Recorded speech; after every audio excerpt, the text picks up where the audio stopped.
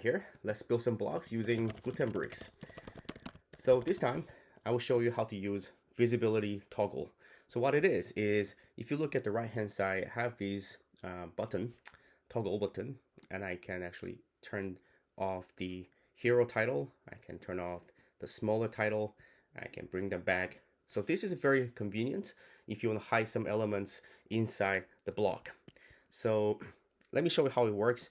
How about we're gonna hide these buttons? So let's go to the bricks builder.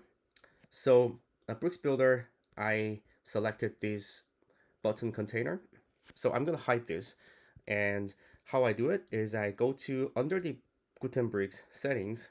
On the bottom, it says visibility toggle, and I turn this on, and you can see that the first option is that you want to show this as a default, and then you can create some custom label, and I'm gonna say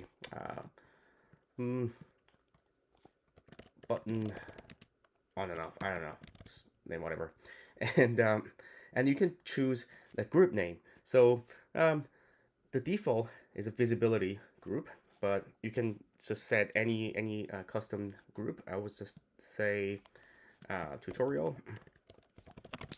All right, and then also we can add some instructions for the user. Now I save it, and that's it. And there will be a visibility toggle generated automatically. Let me refresh the page. All right, so let's see if it's there. There we go. You see there's a tutorial, and I expand it, and it says button on and off, and then I can turn it off. It's gone. Okay, but how does it work with the variance? So when variance comes in, it could be slightly tricky. So if I turn on the image left variant, you see it came back. That means we haven't set it for the another variance. And also, yeah, it's still there. So let's fix that up. So I come back here. You can see that these variants are not, doesn't have a visibility toggle. So I have to turn them on. And right here, I have another one. Do the same. Let's save it. And yeah, how about we make it into a tutorial, something like that. And this one also, I set as tutorial.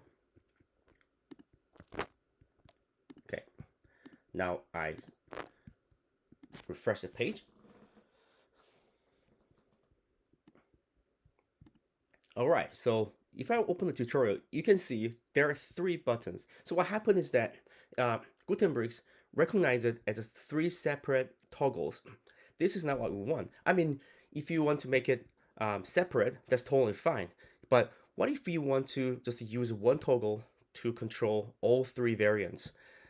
It's possible by using the value binding name. So we can bind the values. So the first button group, let me go back there. What you do, very simple, just create a binding name. For this one, I'll just call it button group. So I apply it to the button container of the first variant, and I go back to the second one. Also, I'm gonna add the same name here, value binding, and the third one also. Let me see, is it there? The third one, yeah, right here. I'm gonna add the same value binding name.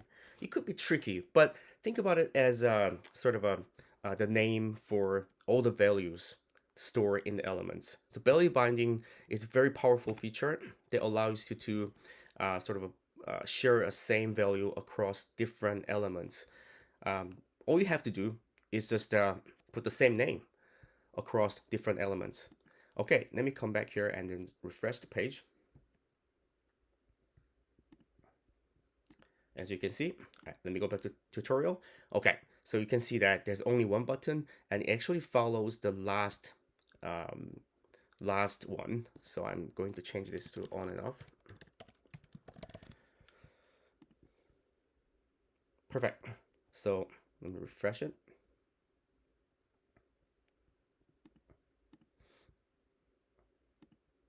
Oh, visibility. No, tutorial. Sorry about that. Okay, so you have tutorial button on and off. Let's try it. So I'm gonna turn it off. Button's gone. Perfect. What about the other variants? Gone. Not there. And not there. And I want to bring it back. Hello. Okay, so this is a very fun and very powerful feature. And yeah, I hope just try it out. And yeah, I will see you in the next video.